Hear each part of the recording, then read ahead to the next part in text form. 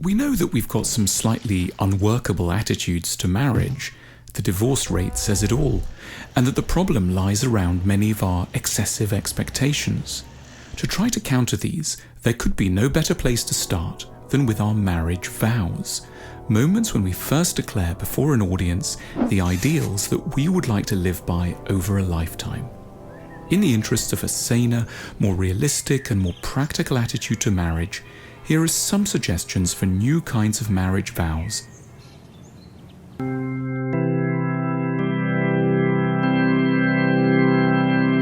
We should good-naturedly admit that the person we're marrying is very far from perfect and articulate all the ways in which they will prove irritating, difficult, sometimes irrational, and often unable to sympathize or understand us.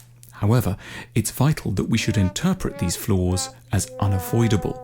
No one else would be better, and we are as bad. We are simply a very flawed species. We must conclusively kill the idea that things would be ideal with any other creature on the planet. The only route to a tolerable marriage is to accept that there can only ever be a good enough marriage.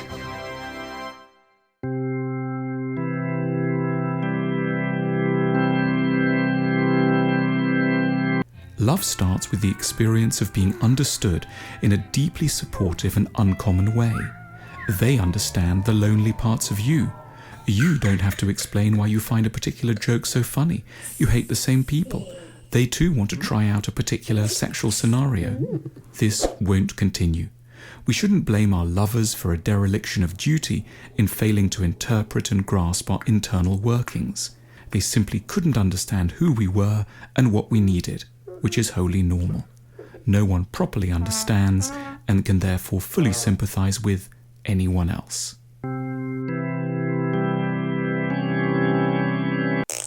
Maturity is founded on an active sense of one's folly, one's out of control for long periods, one's failed to master one's past, one's permanently anxious. One is, to put it mildly, an idiot. If we are not regularly and very deeply embarrassed about who we are, it can only be because we have a dangerous capacity for selective memory.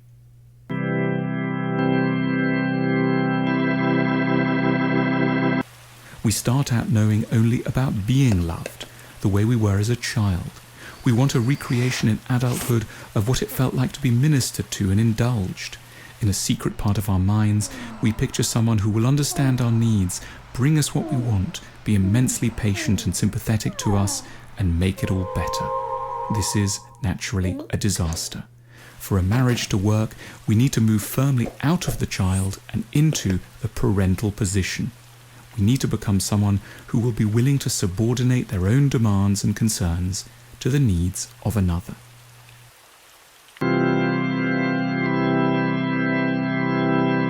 The romantic person instinctively sees marriage in terms of emotions, but what a couple actually get up to over a lifetime has much more in common with the workings of a small business. They must draw up work rosters, clean, chauffeur, cook, fix, reconcile and budget. None of these activities have any glamour whatsoever within the current arrangement of society, and yet these tasks are what is truly romantic in the sense of conducive and sustaining of love, and should be interpreted as the bedrock of a successful marriage.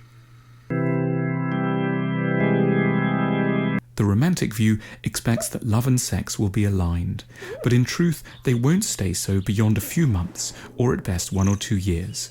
This isn't anyone's fault, because marriage has other key concerns like companionship, administration, another generation. Sex will suffer. We're ready to get married when we accept a large degree of sexual resignation and the task of sublimation.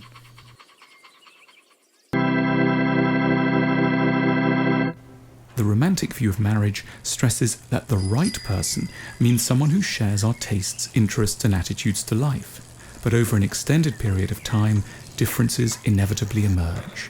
It's the capacity to tolerate difference that is the true marker of the right person. Compatibility is an achievement of love. It shouldn't be its precondition. These vows are, of course, pretty dark. This doesn't mean that they are against marriage. Far from it. They simply believe that the best way to make a marriage work is to be properly alive to the enormous challenges that a union presents, and to be ready with some realistic philosophies that are ultimately far more romantic than the more traditional, familiar, and fateful optimism.